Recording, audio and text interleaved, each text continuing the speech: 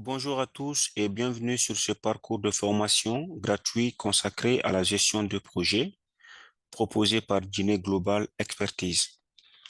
Nous abordons la leçon numéro 7 de notre premier chapitre, donc la dernière leçon de ce premier chapitre qui porte sur la différence entre le but et les objectifs d'un projet.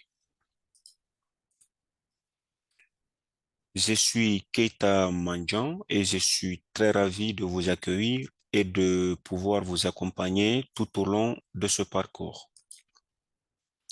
Alors, quelle est la différence entre le but d'un projet et son objectif ou ses objectifs? Très rapidement, il faut comprendre que le projet, il s'arrête à l'atteinte de ses objectifs. Comme exemple, la construction d'une route, par exemple, un projet de construction d'une route, à partir du moment où la route est livrée, les objectifs du projet sont atteints. Le déploiement d'un logiciel, par exemple, la rédaction d'une procédure ou bien le lancement d'un produit, etc. Alors que le but, quant à lui, il est recherché après l'obtention de ce résultat. Donc, on peut dire que le but correspond à l'impact du résultat sur l'organisation qui entreprend le projet ou tout simplement à la valeur ajoutée pour l'organisation.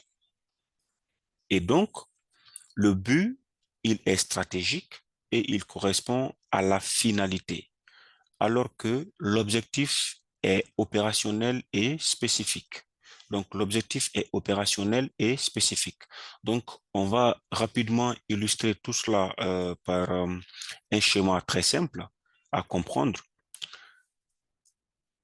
Au moment du constat du problème, donc dans la première leçon, ce qu'on a vu, les faits déclencheurs d'un projet ou les situations qui donnent naissance à un projet, vous constatez le problème. Le problème peut être une forte affluence, une surcharge de travail, ou bien un risque opérationnel élevé, un risque de fraude élevé ou une insatisfaction des clients, etc. Donc ça se rapporte à l'exemple qu'on vient de voir dans la leçon précédente sur l'entreprise Balato Service qui a déployé une application mobile de commande et de paiement en ligne. Donc, cette entreprise était confrontée à une forte affluence dans ses locaux et une surcharge de travail pour ses employés, un risque opérationnel élevé, un risque de fraude élevé, une insatisfaction des clients, etc. Alors, donc, à partir du moment où on a fait le constat du problème, et on fait quoi?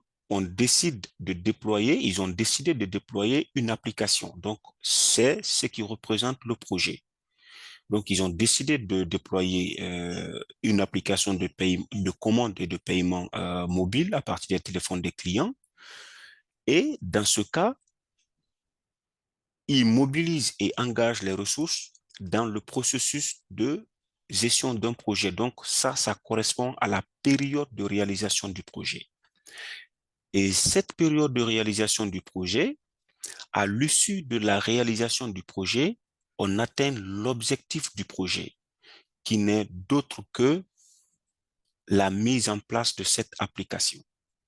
Donc, on a constaté le problème, on décide de mobiliser et d'engager les ressources pour déployer la solution, donc qui est de mettre en place une application pour permettre aux clients de faire leurs commandes et de payer sans se déplacer. Donc, à partir de là, on rentre dans le processus de gestion de projet, donc avec les 4 phases, donc la faisabilité, la planification, la réalisation et le contrôle et clôture. Donc, sur cette période, on tend vers l'atteinte de l'objectif. À partir du moment où on a livré le projet, donc on est à la fin du projet, on sort du mode de projet, donc le produit est réalisé, donc l'application est déployée, donc l'objectif de ce projet est atteint. Donc à partir d'ici, on a atteint l'objectif du projet qui consiste à déployer l'application. Maintenant, on va se poser la question de savoir l'application nous apportera quoi?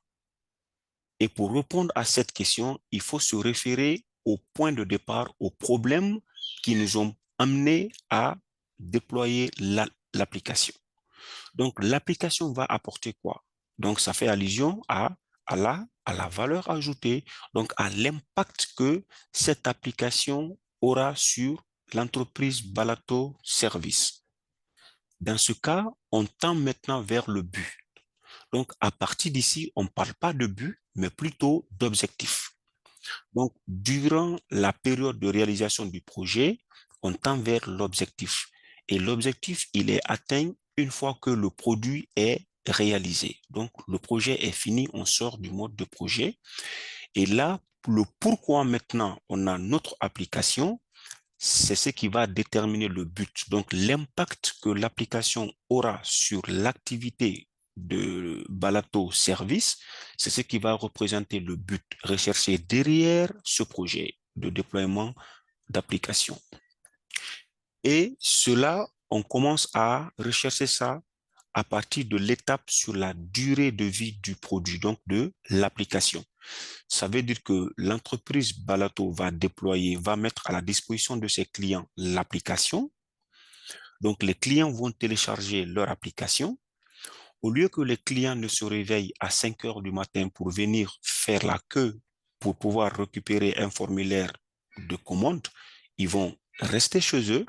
Le temps qu'ils faisaient dans les embouteillages, ils vont consacrer ce temps à faire autre chose.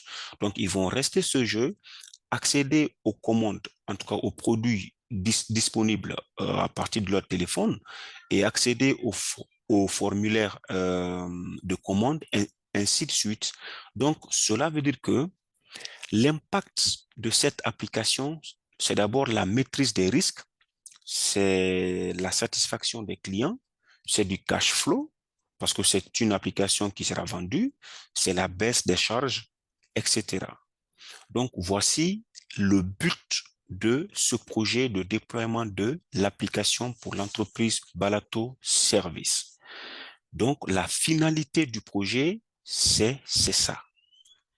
Donc, l'objectif du projet, c'est déployer l'application. Donc, à partir du moment où l'application est déployée, l'objectif est atteint, on sort du mode projet, mais le but n'est pas atteint. Donc, quand l'entreprise et ses clients vont commencer à utiliser le produit, on va maintenant atteindre le but qui est d'avoir beaucoup plus de maîtrise des risques opérationnels par rapport au paiement en cash. Donc, vous avez les faux billets qui peuvent glisser, vous avez des manquants qui peuvent glisser, la satisfaction des clients, le fait que les clients étaient obligés de se réveiller très tôt pour venir encore faire la queue, et c'était frustrant pour eux. Vous avez du cash flow parce que au lieu qu'un client ne prenne une journée ou 2 journées pour avoir ses commandes, il peut les avoir plusieurs fois dans une journée, donc ça va rouler très rapidement. Vous avez une baisse des charges, donc au lieu que les employés ne soient là pour assister les clients à renseigner les formulaires de demande, ainsi de suite. Donc, les clients, en tout cas une bonne partie des clients aura accès aux formulaires électroniques à partir de leur téléphone, etc. Donc, voici, le but maintenant est atteint à partir d'ici, donc la finalité. Donc, c'est ça, c'est ce qui représente la différence entre l'objectif du projet et le but d'un projet. Donc, nous sommes à la fin de notre chapitre premier, donc, qui a porté sur les fondamentaux, donc les prérequis, en tout cas en termes de notions de base d'un projet. Et nous vous remercions encore une fois de l'attention et de l'intérêt que vous portez à nos parcours.